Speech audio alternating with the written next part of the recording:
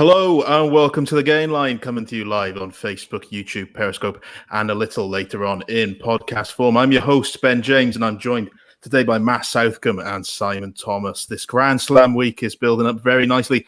Wayne Pivac's named his team to play France. Just one change, the starting 15 that won out in Italy last weekend. Gents, as I say, it's building very nicely, this one, isn't it? Yeah, it is. It's been a fairly sort of quiet week in many respects, I guess. It's been a bit of a strange one. Perhaps it's the sign of the times sort of influencing things as well.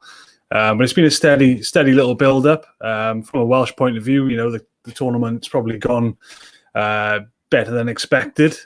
So to arrive at this point is somewhat of a surprise. But, this is where we are. The team and Wayne Pivac deserve credit for getting themselves to this point. But arguably the toughest challenge awaits. So Simon, let's just crack on with the team then.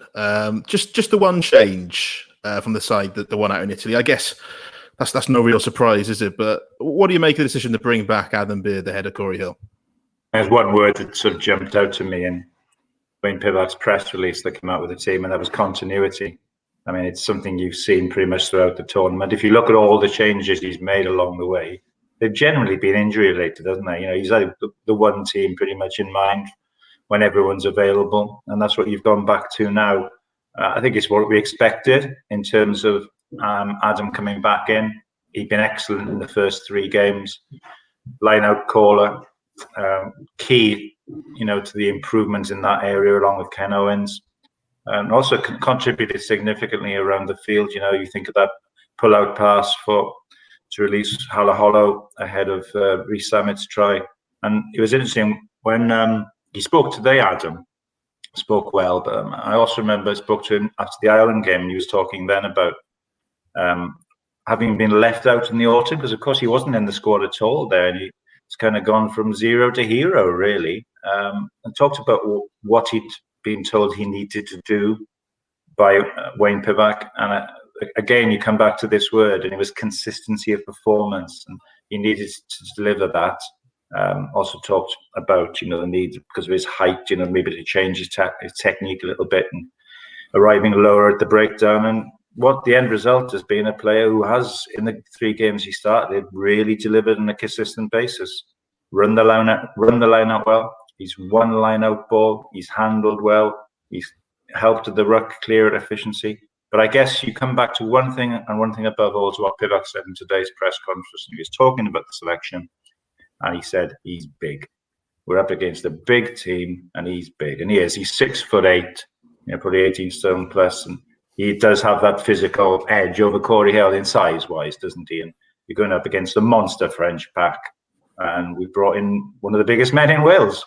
And also, but I mean, it's great, isn't it, that you've got two quality players, fighting for that position. It's not just theirs across the squad, and it does go back to what Jonathan Humphreys was saying in the week. The autumn was there for a purpose.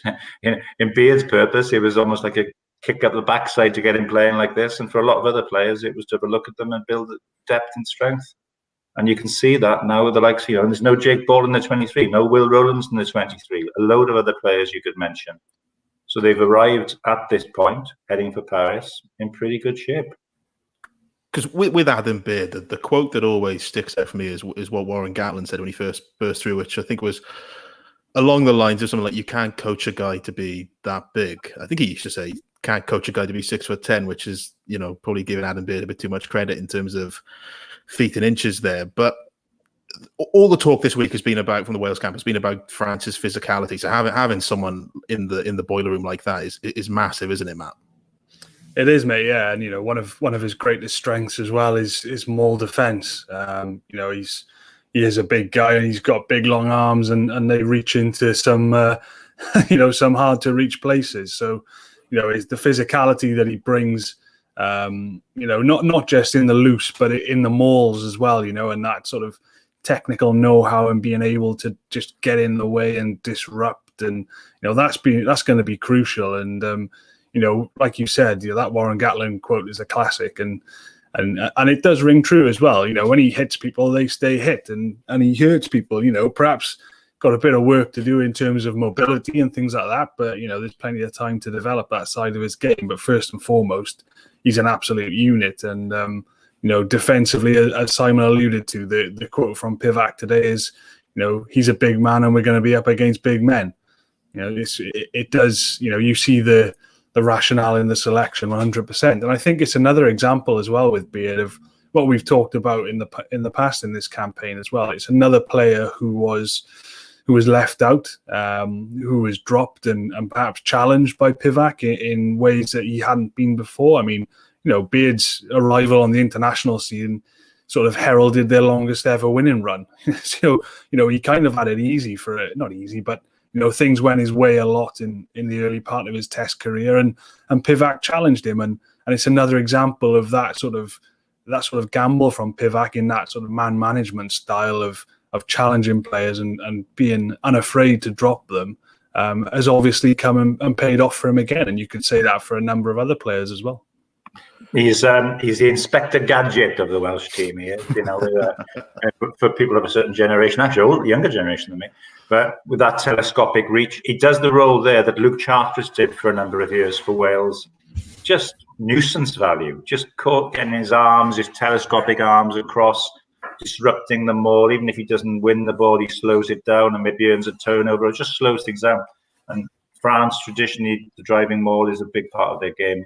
That he'll be crucial in that role. And it was good today listening to him talk. He said, if you'd have told me in the autumn that I'd be, playing the majority of games in the Six Nations, you'll be going for a Grand Slam, I'd have just laughed at you. And it's great to see someone who was sent away to do a particular thing, which was deliver consistency and performance and come back to perhaps the levels he'd been before, and has done that, has then transferred that to the international stage, and is really delivering. And because he's a really nice bloke and he's worked hard, and he's deserved this selection, and he'll have a key role to play on Saturday. Absolutely. They can often feel like empty words, can't they, coming from coaches, sending him back to the regions to sort of play their way back into form. But it's good to see that he has actually done that. I guess one of the other sort of selection, not issues, but sort of question marks coming into this week was inside centre. Would Pivac go with Jonathan Davis? A lot of people calling for Willis Halaholo to start. We got a question here from Lawrence Carr. Thoughts on Jonathan Davis? Obviously, defensive organiser and maestro, but is he fit enough and quick enough to play in that 12 position? How do we think he's gone in what is a relatively unfamiliar position for him? Yeah, I think you've got to look at it. It's against the backdrop of a man who has really struggled to get a run of games since the World Cup. He's come back from that knee injury, and it's always felt since then like he's been battling to rediscover his best form. So I think you've got to view it through that lens. Over Christmas and in January particularly, he looked, a little bit out of sorts, struggling for form, short of confidence maybe. I was surprised at the way he was brought back into the side. But that being said, I don't think he's done a lot wrong. I mean, perhaps hasn't caught the attention like he can do at times. But I don't think he's done an awful lot wrong since he's come back into the side. And, Wayne Pivac's obviously very confident in him. Jonathan's got a lot of experience in top quality, high level matches, obviously Lions Test Series, World Cups and Six Nations Grand Slams of his own. So, he knows what this is all about. As the commenter touched on then, defensive organiser, been a big help, I think, for George North as well to make that transition into the midfield, to have someone like Jonathan inside him to sort of help him through that process, I think has been really useful. Now, as for Halaholo, I think at the moment, I think his role will be off the bench for the time being. There's a lot to be said for him coming onto the field. As the comment says there from Dylan Davis, I think there's a lot to be said for him coming on in the last quarter of a match when, typically defenses are a bit tired. He brings something different he's very sort of unique in many ways at this level. There aren't many centres like him at Test level. They tend to be, more direct and bigger physical men. So Halaholo does bring something different, but from the start right now. Particularly if we look at this game, I don't think you choose a Grand Slam match to give someone their first start at Test level. I think, especially when you've got a two-time British and Irish Lion with approaching 90 caps at your disposal as well. So, I see Pivac's reasoning for this one. I don't think Halaholo is a starter yet at this level, and I think Jonathan Davies has been 6.5, 7 out of 10 by his standards so far. Why not see this Saturday as a chance for him to just build up to what may probably, there's every chance this could be his best performance of the championship, having had a run of games. The word you used there was experience, Matt. And I think that is crucial when you look at the selection as a whole. There's 987 caps in this Welsh team. It's a record once again. And 14 of them have been involved in experienced Grand Slams in the past, Jonathan being one of them. And I think that's a key factor, particularly perhaps with his selection. Also, I think if you look at it, France have got a lot of power and experience in their midfield with Gael Fickou and Vakatawa. And I think Jonathan's defensive organisation and solidity there will be important. And he is starting to gel quite well with George North in midfield. You saw that for North's try, which came from a nice settled offload out the side from Jonathan Davies. I think just generally, Pivac is just happy with the way it is now, where you have Sheedy and Halaholo coming on together to form a new midfield partnership. Around 45, 50, 55 minutes, games breaking up. They've got the ability to do different things. It's one of those classic ones, and if it isn't broke, don't fix it. And he likes the way things are set up, solidity at the start, solid at the start, open it up a bit towards the end. It's worked for him so far, so you can entirely understand why he's gone the same way again. Absolutely. It's also interesting in terms of how sort of inside centres tend to play in Pivac teams. You think of when Hadley Parks and Scott Williams were at the Scarlets, and because of what your fly halves do, your inside centres become first receivers more often than not. And I think we've seen John Davies do that a lot since he's come in. He's had to play a first receiver role, which is probably something he's not so used to. Halfpenny did it at the start of the tournament, but since he's been out, John Davies has had to sort of add those strings to his bow. So I guess it is very much a work in progress on that front. Sticking with the point that you made, Simon, about experience, though, you mentioned, was it 987 caps? That's a new record by about 8 caps. 14 of the 15 starting side have won a Grand Slam. The only man who hasn't is Lewis Rees-Zammit, and let's be fair, I don't think he's lacking confidence on the test stage. This has to count for something, doesn't it, on Saturday? Yeah, and it's not just the starting line. If you look at Nicky Smith coming off the bench as well, ahead of Rhys Carey, experience there. If you look at scrum half, Thomas Williams is available again. Could have taken a real punt and thrown him straight in after 6 weeks, because that was how the championship started. But again, they've gone for the experience of Gareth Davies there to start, 60-plus caps. So it is a big factor. It's that whole thing, isn't it? When you've been there, done it, and got the T-shirt, it does help at times like these. And you just hope there'll be a lot of Welsh fans with Grand Slam T-shirts come Monday morning. Absolutely. Hopefully we haven't made the mistake of printing them early. I was reminded of a Grand Slam attempt, was it 10 years ago, by our neighbours, which ended up falling at the final hurdle, which actually brings us on to a comment very nicely. That segue somehow worked better than I expected to. English media this morning suggesting that Wales would be the worst ever Grand Slam winners if they beat France. Pivac batted that off, to be fair to him, in the press conference. But why aren't Wales getting the credit they deserve? That question comes from Jamie Phillips. Question, yeah. Jamie, who actually said that then? Matt, who said it, Ben? Name the guilty person. Who said it? Well, I haven't actually read the article myself, but one thing I will say on that is, we three of us sat here will all know that these sort of opinions are subjective and people are free to have them. I mean, we'd be hypocrites if we shot down anyone for writing that sort of thing. One thing I will say on that is, me and Ben have talked a lot about this in this campaign, and there's been a lot of talk as well about now how the autumn series looks now. Wales have scored 17 tries, which is equal to their Six Nations record with a game to spare. So I think you do have to. I think a lot of the criticism that's been levelled at Wales in the last 4 or 5 months was valid. I know the autumn was an experimentation period and all the rest of it, but ultimately the players there were good enough to perform better than they did. So I don't think this takes away from the criticism they received in that campaign, but you do look at it slightly differently now. And as for the way the Six Nations has gone, there was another piece as well after the England game that was written in the Scottish press, which basically said that Warren Gatland is now going to favour lucky Welsh players in his Lions team, and bemoaning the fact that now that the majority of the Lions team may be Welsh and Scottish players were going to miss out as a result. And I gave Wayne Pivac a fairly hard time at the start of this championship because of the way they were playing. I know they were winning games, but it didn't feel like they were the finished article. But then they went and put 40 points on England. Do you know what I mean? Like the second best team in the world before this championship, and everybody's favourites to win it. And you just start to think, well, you need to start giving them a bit of credit here now. Like, all right, they had a red card in the Ireland game so Ireland were down to 14 men for over an hour. And that's fair enough. Xander Ferguson, the red card in the second half again. But ultimately, you got to look at the Welsh side then and say, well, maybe they've just got really good discipline. Maybe they've just got players who know that you can't drop a shoulder into someone's face. At the end of the day, it's not their fault. And they've only beaten what's in front of them.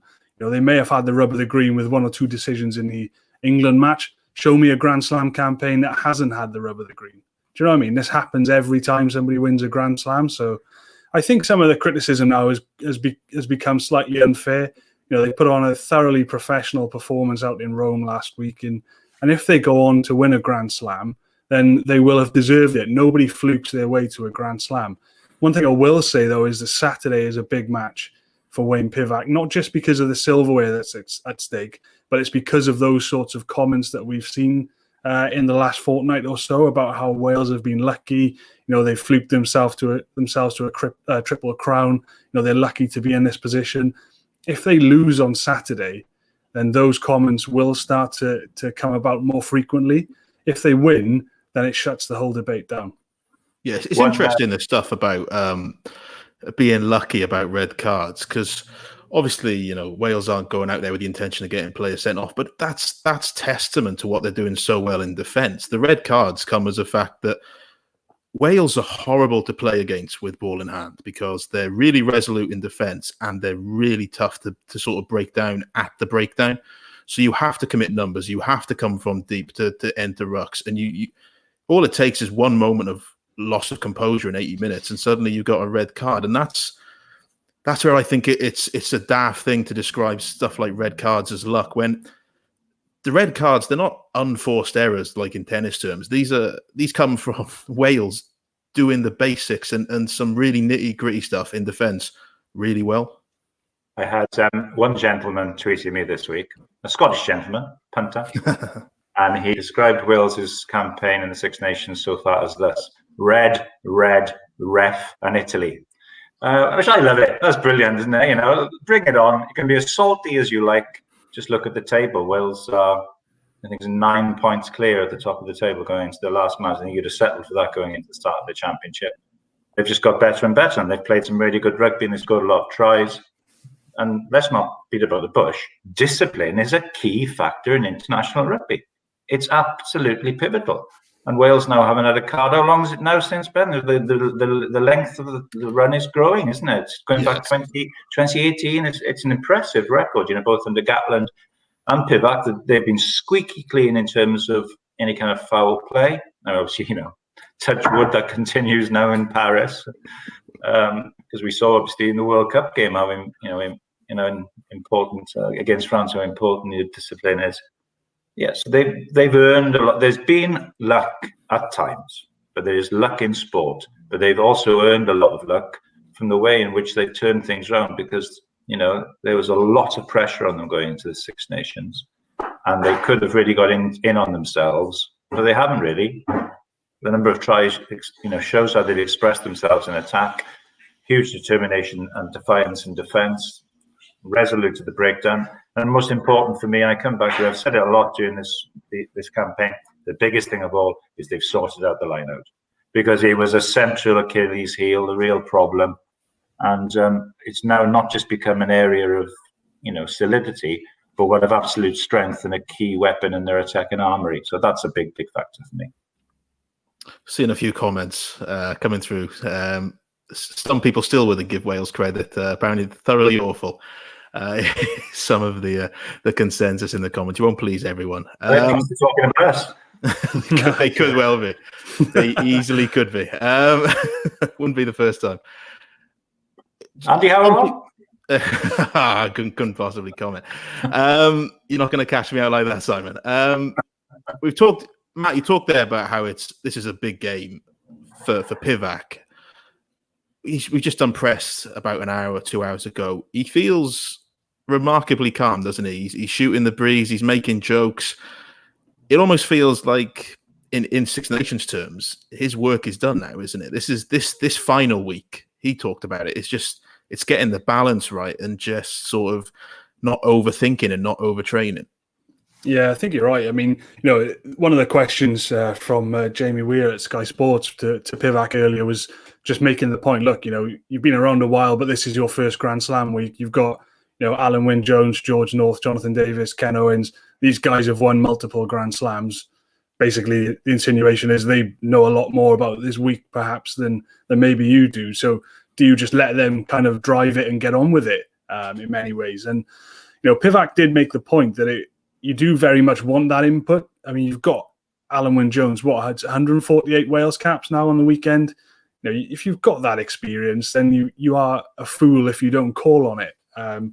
So in many ways, his job is done. And you often hear coaches say, you don't do a lot of coaching at international level. You're just getting the best players in the country ready to follow a game plan and sort of implement your tactical intentions. So, they'll know the game plan by now. They look comfortable with it. Everybody seems to know what they're doing now, which wasn't always evident last year.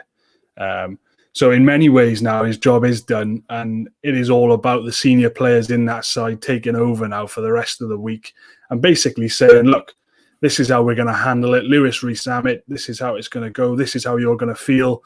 You've got George North there, who's played on the wing for Wales on huge occasions in the past.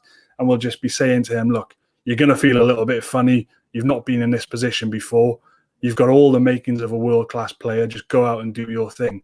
There's going to be little chats like that going on all week in camp. And as you touched on, Ben, Lewis Rees-Zammit's the only one in the side who hasn't won a Grand Slam. But ultimately, he doesn't look short on confidence. And it doesn't look like he's going to, lose his way to the line anytime soon. So, I think Wales are in a good place in that sense. There's a lot of experience in the side, as we've touched on, and it does stand the team in good stead heading out to Paris. If you look at it, Matt, I think, fairness to him, he's handled himself pretty well throughout, in good time and bad, isn't he? But you think about it, things were really stressful going into this campaign. 4 defeats out of 6 in the autumn. And then just before he's about to start, the last thing you have the Josh Adams episode, where he's obviously suspended following breaking the COVID regulations. You thought to yourself, well, what else could go wrong for Pivac? But I remember the press conference, the Zoom call when he was dealing with that. I just thought, difficult situation. He just handled it really well, spoke sensibly. And I just think he's come across to this as somebody who's quite calm in difficult situations. I remember when he was at the Scarlets, it was a tricky start he had there as well. I don't think he won everybody over in the dressing room initially, but he stuck at it, stuck to his ways. And I was talking to a couple of people who were involved when he was brought on board, and one of the big factors for them then was his man management skills. I think it was recognising that Stephen Jones had a big element to play on the coaching front of the Scarlets, but Pivac's one of his big strengths is man management. And management can seep its way into the kind of discipline we talked about. We've seen in the past where, Dan Biggar and Liam Williams have perhaps got a bit over-animated and overexcited during matches. You can sometimes lose the plot when that happens. They've been pretty calm and collected and controlled. Just look at Dan's cross kick against England. He's been on the money.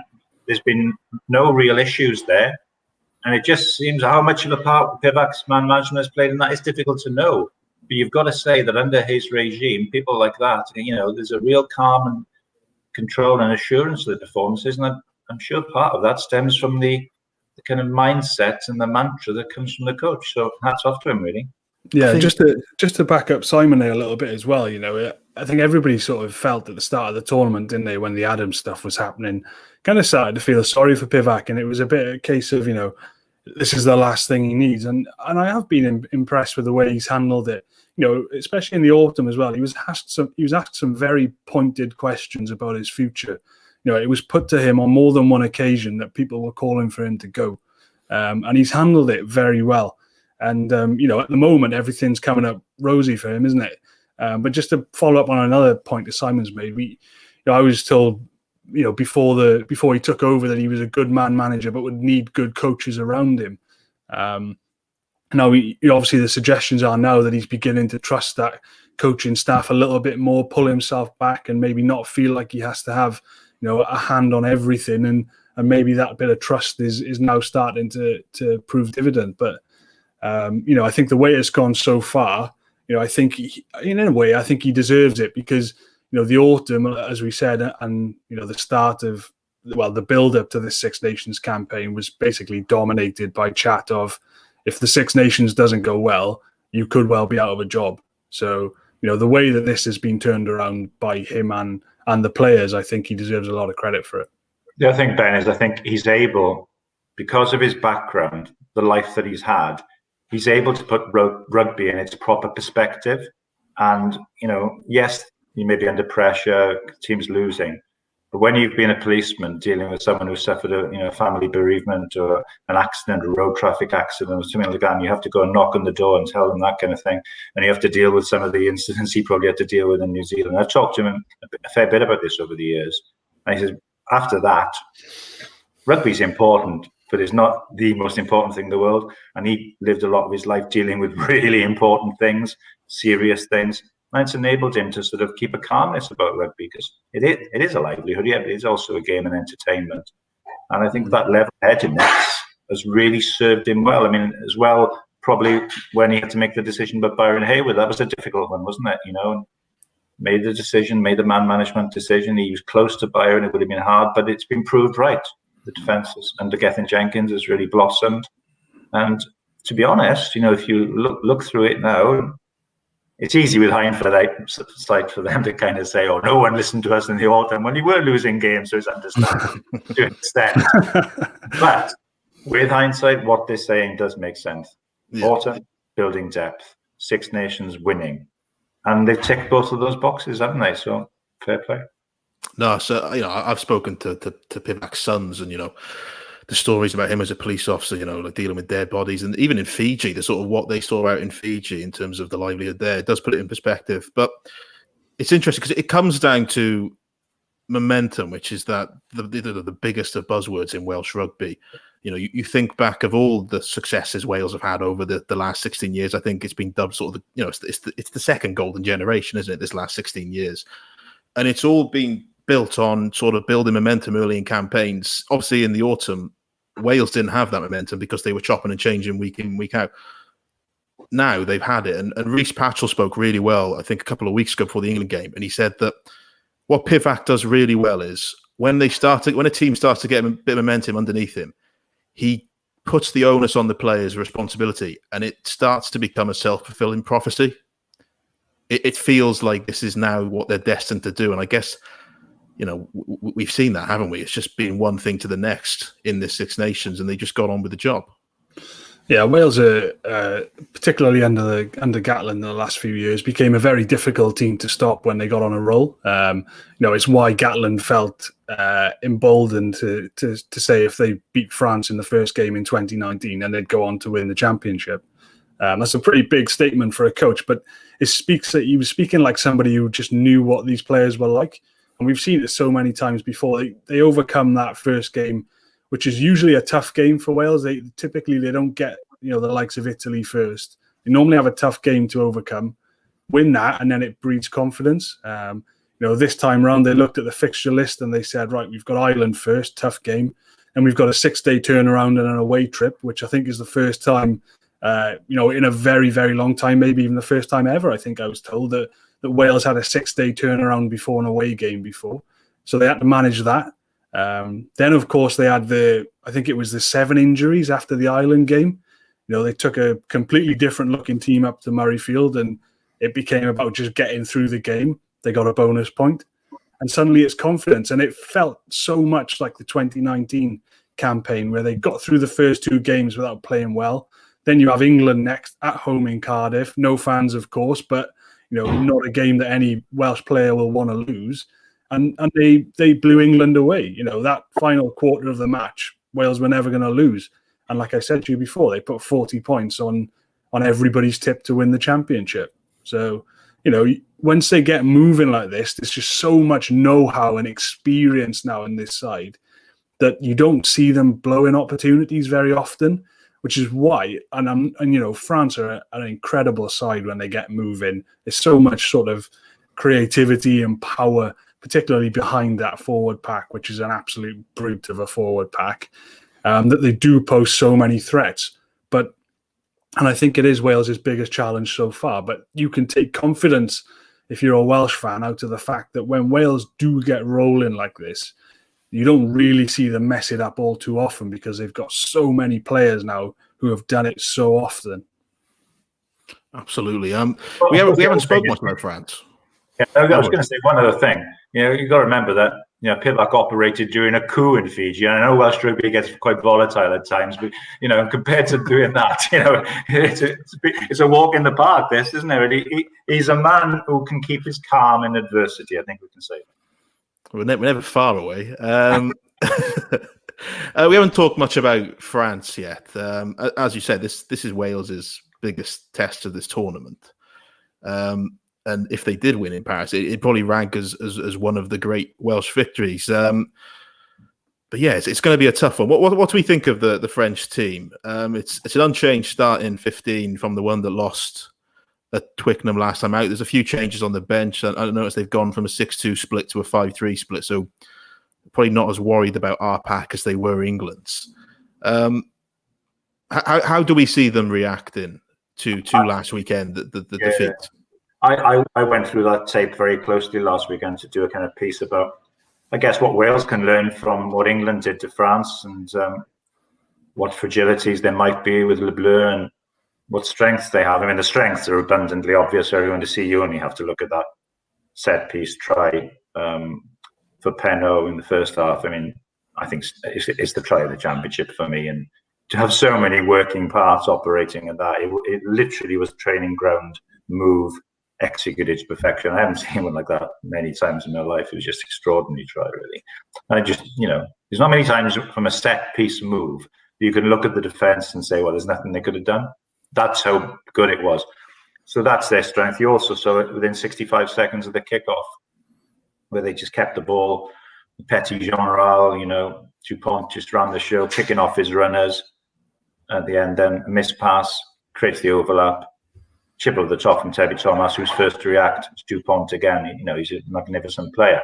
So those are the threats. But you kind of knew about that. So the more interesting bits was, well, how did England beat them?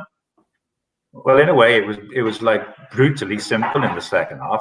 They didn't allow France to have the ball in the English 22 once during the entire second half.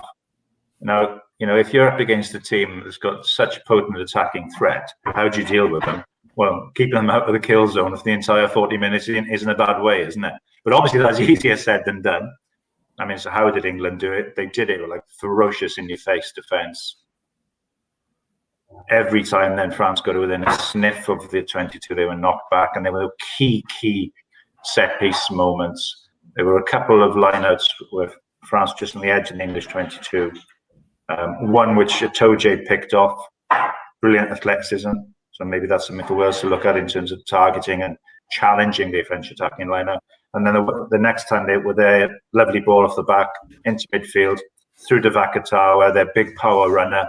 And literally within about 2 meters of finally getting into that 22, he was smashed back by a double tackle from Farrell and Slade, the two centres. And I think that's something you're going to need to see from Jonathan Davis and from George North as well. So that's key elements to me. Ferocity in attack, challenging their set piece, because the French scrum did creak a couple of times, gave away a couple of penalties, crucial points in the second half. and is obviously being absolutely switched on to their attacking threat. And then finally, you stop in Dupont. Matthew asked the question of Pivac in the press conference. How do you stop Dupont? I suppose it's an easier question to ask than answer, really, isn't it? But what England did do to him a couple of times, in particular, if you remember, Curry charged him down from a line-out. And I think that is the key, just swarming upon him, putting pressure on him, and then he does become human, and he does make mistakes. And I think Navidi in particular will have a key role. Look at the dreads of destruction all over Dupont, I think, over the weekend. And if you can keep him quiet, then Wales will have a real chance. As mentioned, you asked about Dupont. You also pointed out that Wales have conceded most of their points in that second quarter before half-time, and France have scored most of their points in that second quarter, which isn't a great mix heading into the weekend, although France tired in the last 20 and Wales tend to get points themselves in the last 20. So I guess these things even out. But how do you see that battle going?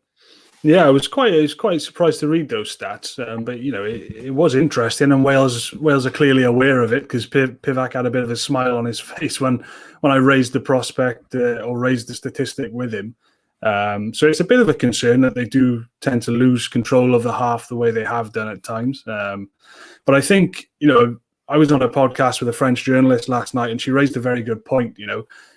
In the sort of build up to that England game, France has spent a lot of time with a lot of players recovering from COVID.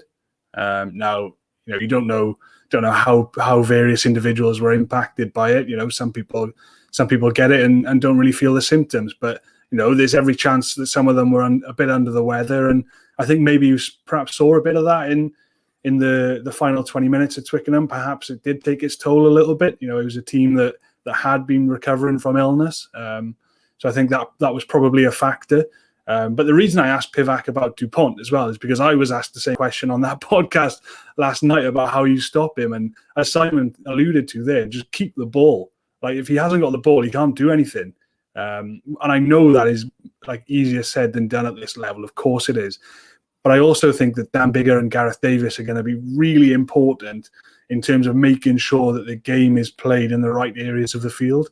If you give a team like France a foothold in your sort of inside your 40 meters, then they can start causing real problems, because when that back line starts moving, there's a lot of big men moving in a lot of different directions at speed, and they become very difficult to handle. So, I guess the key for Wales is just keep the ball for long periods. Don't be afraid to go through phases, but make sure you're doing it in the right part of the field. And I think that's probably why Dan Biggar and Gareth Davies for me are going to be really important, because the kicking has got to be spot on. The other thing which I thought was interesting, which crops up in the press conference today, was was asked about the awareness that Wales could win the title while losing out in Paris, and how much that were being taken into consideration when they were looking at the scoreboard as it goes along in the closing stages. So I've got a question for you two. Here's the scenario. Wales are losing by 5 points in the final play of the game. They're in their own 22. They know they've got the ball. They know if they kick it out, they're guaranteed to win the title. If they attack from deep, they might concede and leave the way open for France to win it. If you were coach at that moment in time, what would you want your Welsh team to do? Well, so there's a crucial element you've missed there, isn't there? Because if France win with a bonus point, then Wales losing with a bonus point doesn't guarantee them the title, does it? Thinking of a 4-1. If it's in a 4-1 situation in the final play, I think you kick it out. Ooh, if you can win, guarantee yourself winning the Six Nations title, I think you kick it out. I tell you what, they'll get a lot of grief if they did do it. Of fans, I guarantee you. Yeah, I know, but yeah, I mean the Grand Slams obviously are great, but winning if the Six Nations is on the line, I mean, put it this way, right? Let's flip that and say Wales go for it and they lose the ball and France run in and score another try. Then, do you know what I mean? Like I would, and they end up losing the Six Nations title because of it, because France go and smash Scotland whenever that game ever takes place.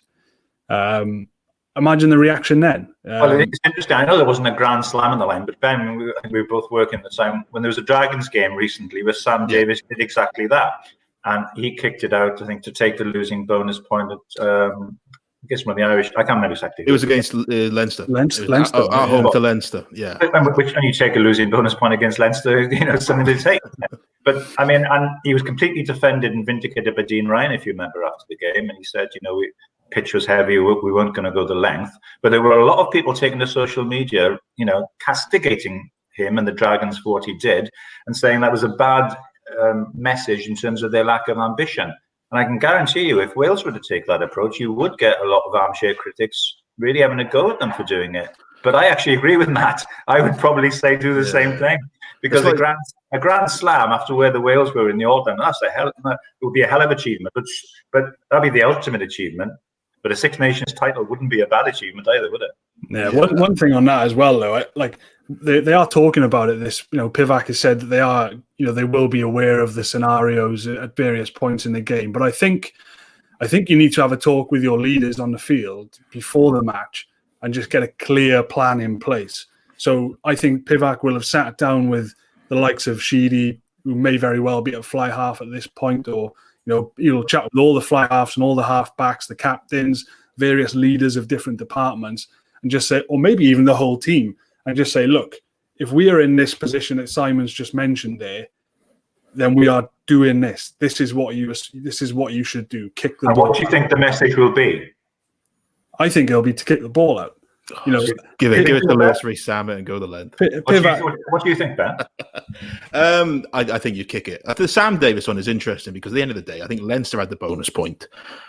So there's no incentive for Leinster to score more points. So the Dragons could have feasibly tried to go the length, and if they lose the ball, Leinster kick it out. It's game over.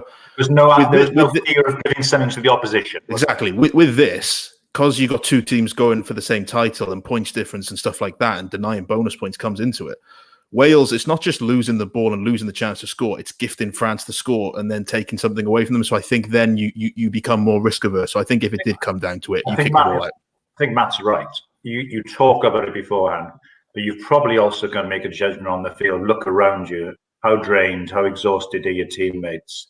And it's a really difficult call. I mean, and I suppose that's when it comes to the leaders on your side. And I suppose that's where Wales are quite well versed. If you look, there's a lot of experience there. If you're in doubt, say you're say Thomas Williams, who's still relatively inexperienced, and he's the scrum half of the ball there. He's going to have really experienced players on there to turn to. So Rees-Zammit, if he's caught in a corner or situations like that. You look at someone like Corey Hill, the leadership he'll bring off the bench. Nicky Smith, experience of the bench.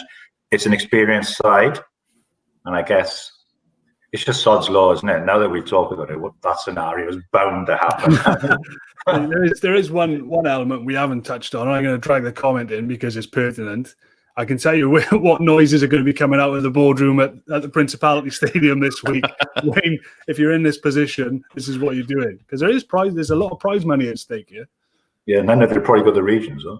No. Well, that's what we could do an entire show about that one. Indeed, we could. Let's move on to the final part of the podcast, then the dreaded part. And now that we've discussed that nightmare scenario, I'm hoping that doesn't factor into it. And that's, of course, predictions. How do we see this one going? And please tell me you were just playing devil's advocate with that last question, and we're not getting into sort of last-minute decision territory. Yeah. Well, I mean, I've backed Wales for the tournament. The first game was difficult because there was a bit of I was asking myself, is this just a bit of blind optimism? But I could see it, and from then I've not really doubted them at all. So it's not. I'm not going to start now. Like you said, you take comfort from the fact that there are so many players who have been part of these weeks before.